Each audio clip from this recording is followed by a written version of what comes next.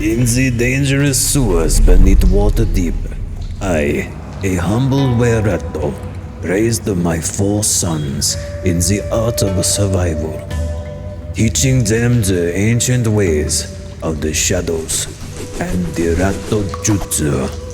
First, there is Picasso, the inspiring leader. Though insecure at times, he wields the twin swords with grace, mastering the way of the two-weapon fighting and always protecting his brothers from harm. Then comes Dali, wise and patient. His bow staff is infused with magic, that of a polearm master, and through his wisdom, he heals and strengthens his brothers. Next, Warhol, strong and fearless, he wields his scythe with a relentless aggression, always leading the charge, ready to take down any foe that stands in his way. Finally, there is Nicolo DeAni, as they call him, ever the jokester, wielding his nunchaku with a lightning speed, and riding the waves of the sewers with his magic disc and his words of power. Kawabunga, dude, as they say in Auckland. There he goes again. Nico, listen to me, I'm in middle of voiceover. Please pay attention. Thank you.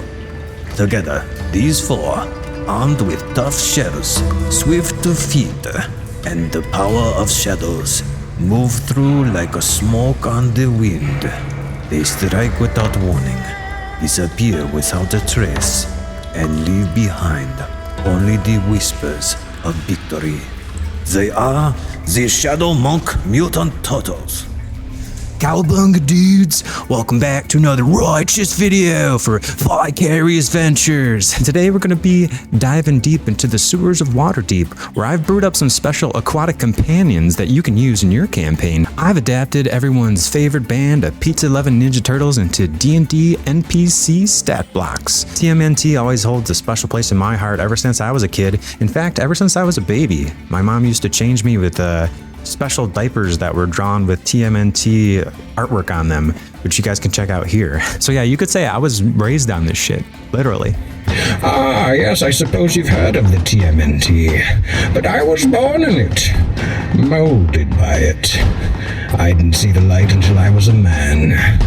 By then it was only blinding. Introducing the new Shadow Monk Mutant Tortles. Yeah, they're called Tortles in D&D, so we're going to call them Tortles instead of Turtles. And since D&D doesn't really do the term ninja very much, we've opted for the more politically correct terminology, Shadow Monk. But I've changed their names to reflect some more modern artists. They all have their own unique voices that I've made for them, but they are united in their love for pizza, or as my group has dubbed them, chirkles. What's a chirkle, you ask? Why, it's a cheesy circle. It's a savory round of the realm, and it's the invention of our Shadow Monk Tortles that I feature in my campaign, which you can check out here. Leading this sewer-dwelling crew is none other than Master Prickle, a Wererat sensei who used to be a Shadow Monk himself before he met a nice Springfoot gal and decided to settle down and raise some little mutant turtles of their own. Don't tell them they were adopted, though. As you see, my sons, they are, I don't know if you know this, they are, and he kind of whispers over to you, they are adopted. No. Yes, no, please. Do not spoil, they are young. They still have to learn the ways of the world. So let's dive into how you can use these characters in your campaigns as player characters, NPCs, or maybe even enemies. Now, Picasso is the leader of the group, so I gave him the Inspiring Leader feat. And I also gave him the ability to make this speech that will inspire all of his allies. But I also want to make him very good with his katanas, his dual katanas. So I gave him the ability to do the parry, which basically makes it so that when he is going to take an attack, he can boost his AC a little bit to make sure that he doesn't take that hit. But it's only once per round as a reaction, so it's a little bit balanced. He can't just get a permanent buff to his AC. I also wanted to make sure that Picasso felt like the most athletic and kind of ninja-like guy of the group, so I gave him the ability to use deflect missiles. So whenever something is fired at him, he can catch an arrow, and he can't throw it back like a monk does, but it just kind of looks cool that he can use them hands to start catching arrows, you know what I'm saying? So just kind of a cool thing. But of course, if you feel like all of the Shadow Monk mutant Tortles need to have this feature, go ahead and give it to them as a reaction. You can make them all have the deflect missiles feature like that all the monks have, and have them catch those arrows, catch those ranged attacks. So I also gave Picasso the ability to do Inspiring Leader, which normally requires 10 minutes to do his little inspiring speech, but you can make it 1 minute or whatever 1 round or whatever you think would be the appropriate kind of thing for your campaign, and you basically make it so that you give temporary HP to all of your allies. So in the case of Picasso, it would be his charisma modifier plus his level, so he'd be like level 3-ish, plus his charisma modifier, which would give him 3 + 4 for a 7. So he would give them 7 temporary HP to use for that battle as kind of like his speech, kind of power everybody up a little bit. Next, we have Dali, the purple mask spellcaster of the group, who is akin to Donatello. And of course, one of my players loves Salvatore Dali, so I had to throw in the Salvatore Dali reference in there. Dali can empower his bow staff with the Shillelagh spell, making him a formidable melee fighter. His high intellect allows him to heal others using Healing Word. Whatever you want to use, I like cowabunga dudes or, whatever floats your boat, whatever fancies your tickle. I provided a list of totally tubular surfer slang that you guys can use here for your campaign that I use for my NPCs. But yeah, just kind of have them shout out those as magic words of power. It's kind of like in Skyrim where they use the words of power. And he can use his reaction to attack enemies similar to the Polearm Master feat. But instead of using the entire Polearm Master, I only put the reaction component in there. And since Dali already kind of uses his bonus action to do unarmed strikes with his monk claws, I didn't really think it was necessary to give him the Polearm Master bonus action attack. So you can use that if you want, but I just put in the reaction there because I think that's the most important part, is that if anyone enters his range, he gets to hit them. And we also do a similar thing with the orange masked Shadow Monk Tortle, Nico, with his nunchucks, because I think it's very hard for you to approach somebody when they're swinging those nunchucks around. Every time that you strike with the nunchuck, it also kind of protects you as the other one's swinging around too, so they're just not sure when to jump in. So what spells did I give Dali? I gave him the ability to summon a floating disc, just like with Nico, where they can summon their little surfboard. He can actually do 4 of these though. Unlike Nico, he has 4 level 1 spell slots, so he can summon 4 floating discs, 4 different surfboards for all of his allies. You can also cast Healing Word as the kind of healer of the group, and you can make that Healing Word be any kind of totally tubular thing that you want. Or you can make it a Mario word, like because Dali has the Italian accent. You can say, "It's a me, a Dali, and I give you the healing word. The healing word is a Mario." I don't know. Make it whatever you want. He's got the Italian accent, but you can also make it a cowabunga dude. Whatever floats your boat. Of course, I also gave him the jump spell, and then I also gave him Prestidigitation, because why not? Every caster should have Prestidigitation in their back pocket just for outside of combat or even in combat, just for flavor.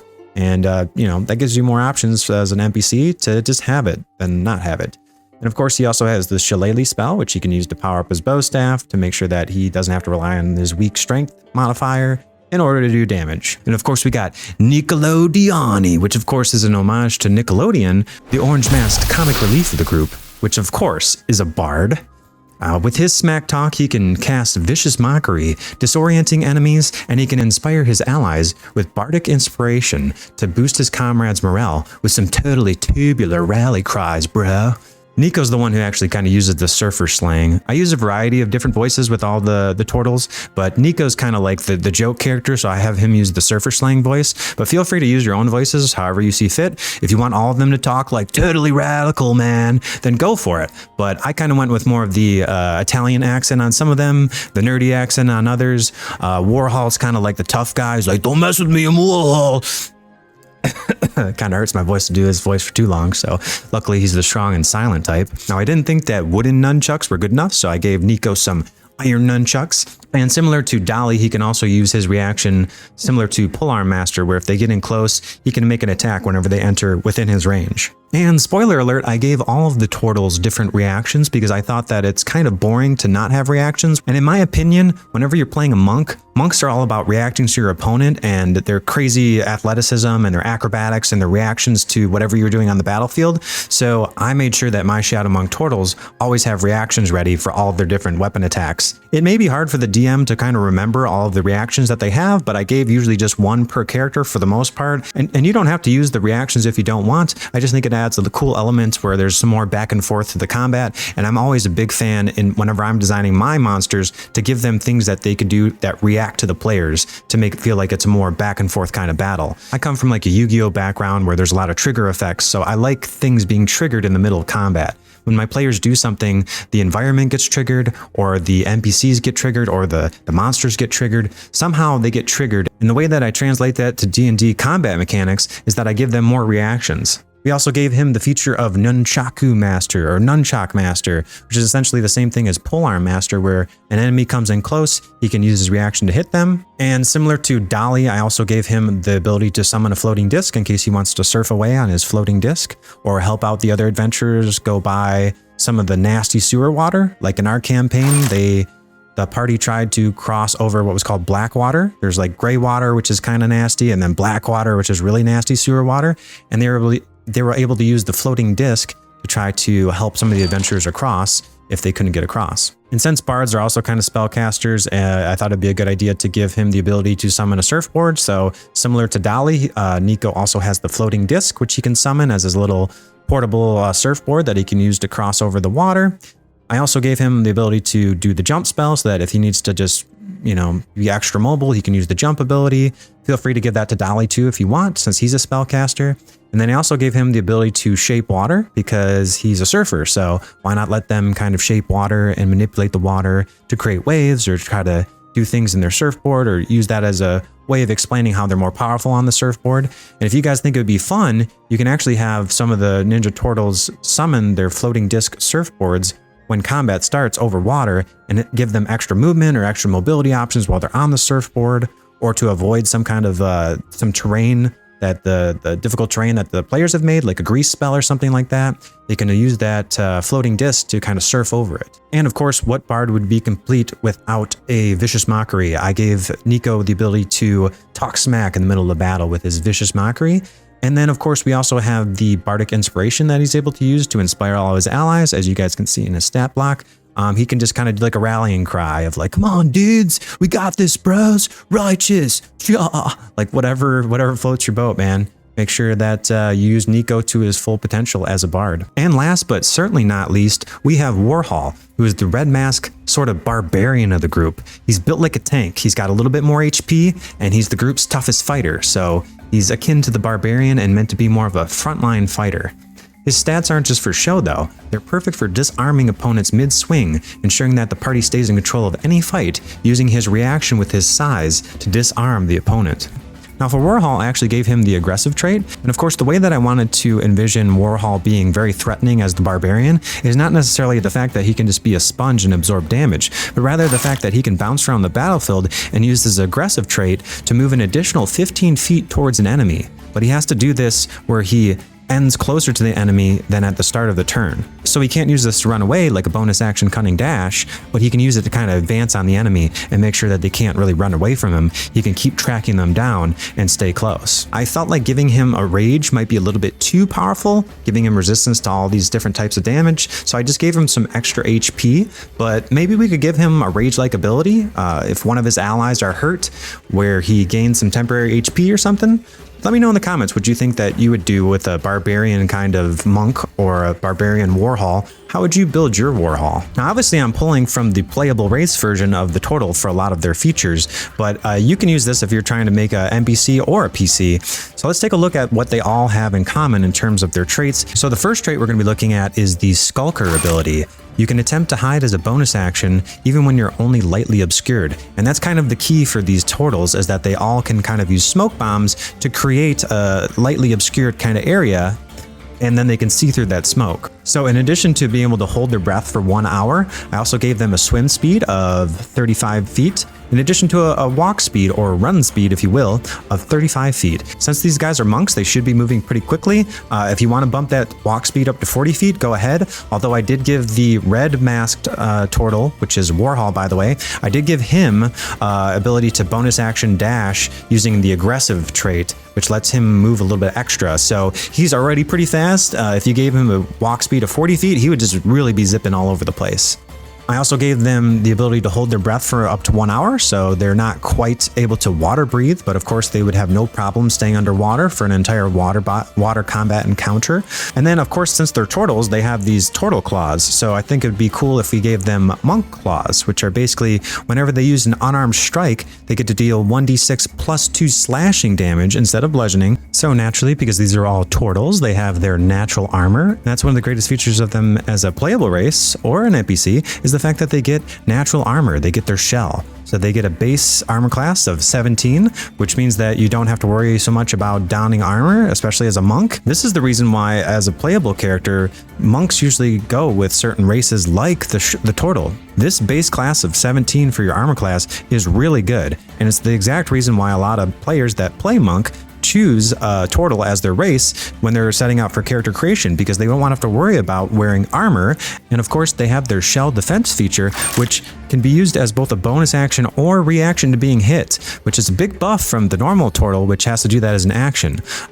As a bonus action or reaction, they get an extra +4 to their AC while they're in their shell, but while you're in your shell, you're considered prone, and you have disadvantage on dexterity saving throws, and it takes a bonus action for you to emerge from your shell. So all of the turtles will be able to use this as a bonus action or reaction. I also gave all the turtles the ability to see through lightly obscured areas. I call it smoke vision. It's kind of like dark vision, but it just makes sure that when they're lightly obscured, they can see through that lightly obscured smoke. You can homebrew it however you want with the smoke bombs. In my mind, their smoke bombs initially start out as a heavily obscured area, but with the next round coming up, they turn into more of just lightly obscured. But I wanted to still give them some sort of advantage, so I made it so that when they drop the smoke bomb, it's heavily obscured, but then they switch to their smoke vision for the second round. They can see through the smoke, but the enemies can't. You can change smoke vision however you want based off of how you build your smoke bombs. If your smoke bombs create a lightly obscured cloud, then that's what their smoke vision would be for. If you make it so that the smoke bomb makes it heavily obscured, then okay, give them like the ability to see through heavily obscured smoke. However you homebrew the smoke bomb, just make sure that the turtles can see through that smoke. But Mr. Bane, you say, what if my players scoff at smoke vision? It's not strong enough. They say, I have dark vision, you see. You turn to that player. You put your hand on their shoulder, and you say, do you feel in charge? That this gives you power over me? And it's that simple. Another feature that you could give to all of the turtles, but I elected to only give to some of them, was the watch your toes, bro, which is basically as a reaction, they can drop caltrops either as a bonus action or as a reaction to being hit. And I just thought that was a nice touch, that it's kind of like a ninja thing, you know, like you can cover your escape by dropping a bunch of caltrops.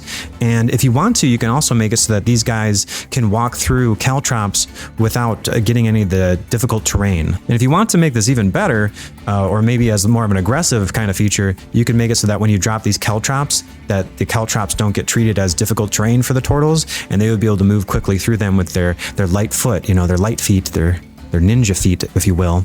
Whereas the rest of the players would have to go through this as difficult terrain. Otherwise, of course, with caltrops, if you don't treat it as difficult terrain and move at half your speed, then you have to do a dexterity saving throw to not step on the caltrops. And I'm always a fan of using caltrops. I'm a big caltrop guy.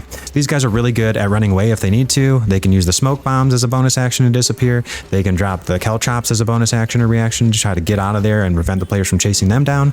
Or you can make it so that they could go through the caltrops to kind of get after the enemy. Now, I did give them all a multi-attack feature, which is where they can attack with one of their weapons, and then they can use one of their unarmed strikes as a bonus action.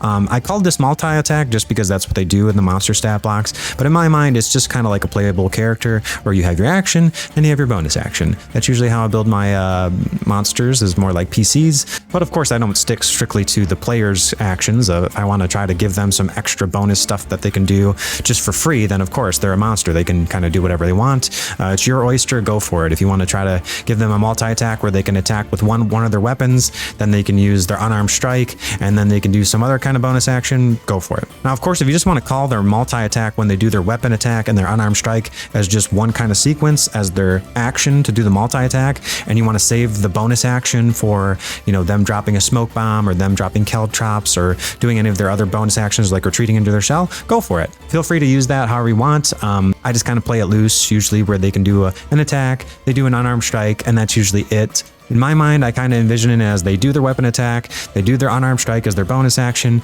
and then they don't actually get to do anything else additionally unless they get hit. And that's why I have all the reactions set up so that if they get hit, they can retreat back into their shell, or they can drop some caltrops, or they can do any of the reactions that the individual characters have that I set up on their reactions. Now, if you want, I gave all the Tortles the ability to use a light crossbow or a dart if you want. I think it makes a little bit more sense for them to kind of use the dart, which is essentially a shuriken.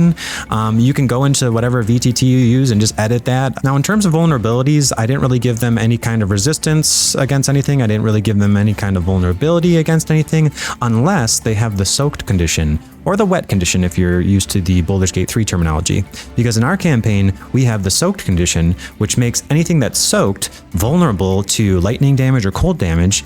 And it doesn't necessarily mean that it's going to do double damage. We have homebrew rules for that, and I'll be sure to share that in a future video if you guys want to see those homebrew rules. But I also made it so that when they have the soak condition, fire damage doesn't do as much. So you can give them fire resistance, or you can just take away a damage die from whatever the fire would normally do, unless it's a really low damage die. And of course, for languages, I gave them the ability to speak Aquan, and you can roleplay that however you want. Maybe Aquan just sounds like some kind of surfer dude, bro. I don't know. So these stat blocks are cool and everything, but how can you integrate these Shadow Monk mutant Tortles into your campaign? Well, they work wonderfully as NPC allies, especially for lower level parties that are navigating dangerous sewers. In my Waterdeep Dragon Heist campaign, they helped my players through a section of traps laid by a bunch of kobolds. You can also use them as adversaries to subvert expectations. So if you want to make a thrilling twist in your storyline by having them have to face off against the TMNT, that would be a very unexpected and exciting twist to your campaign. Now in my campaign, the Tortles have a hideout in the sewers, which served as a safe haven for the players in an otherwise very inhospitable and dangerous environment, which is the sewers of Waterdeep. The way that I kind of set it up was that my players used Speak with Animals to have the party communicate with the sewer rats, who led them to Master Prickle. Master Prickle is of course an homage to Master Splinter, and he's a Wererat that I kind of gave his own backstory that my players haven't really learned yet. But if you guys would like to see more on Master Prickle in a follow-up video, I'll definitely include that because he is very interesting. And yeah, that just about sums up all the different abilities of our Shadow Monk Tortles. If you guys think of anything else cool that you want to add, feel free to comment down below. I seriously would love to hear what you guys think about my builds that I did. I am by no means an expert in making stat blocks. Spat blocks? Spat blocks. They're a new thing. It's like a Haktua. Maybe we should just make a stat block for a Haktua Toa, which is like a Kuatoa that's very trendy. But anyways, if you guys want to make more aquatic NPCs together with me collaboratively, comment down below. Let me know what you would like to see, or if you have an idea for a really cool aquatic kind of nautical themed NPC that we can build, leave it down below and I'll maybe make a video about it. And of course, if you want to help me out with making the PB&J to face off against these monk Tortles, go ahead and help me make a shredder that I haven't come up with that they can fight against. And of course, I'm going to be sharing the Master Prickle stuff if you guys enjoyed this video and it does well. And also, if you guys want to ever use this for any of their one-shots, like if you want to run a TMNT one-shot, I would love to know how you would set that up and what sewer system you would use that for. Like, would it take place in Waterdeep or one of these other campaigns? Let me know in the comments how you would do a one-shot for the Shadow Monk mutant Tortles. It is your game. Do as you please. None shall interfere. We give the choice back to you, the people. And with that, I think that's about all I got for you guys today. So everybody, make sure you leave a like and a comment down below. As I mentioned, make sure you subscribe. Make sure you check out our Waterdeep Dragon Heist videos, which feature these guys, the Shadow Monk Tortles, and their super hideout. It was super fun to incorporate that into our campaign. And I will see you guys in the next video. Until then, make sure that you live vicariously through these ventures, and I will see you in the next video.